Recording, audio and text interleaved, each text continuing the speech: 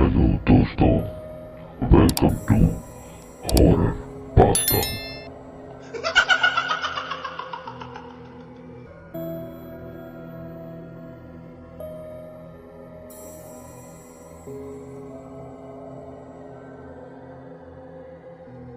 Hello दोस्तों, welcome back to my channel. मैं हूं फहाद और आप देख रहे हैं हॉरर पास्ता। अस्सलाम वालेकुम दोस्तों, आज के इस वीडियो में हम जो क्लिप देखने जा रहे हैं वो एक ऐसे हॉन्टेड पैसेज के बारे में है जिस पैसेज में से गुजरने वाले लोग अक्सर डरते हैं और शिकायत करते हैं कि वहाँ पे कुछ न कुछ पैरानॉर्मल एक्टिविटीज़ उनके साथ ज़रूर होती है। किसी को धक्का लगना, किसी को गिरा दिया जाता है।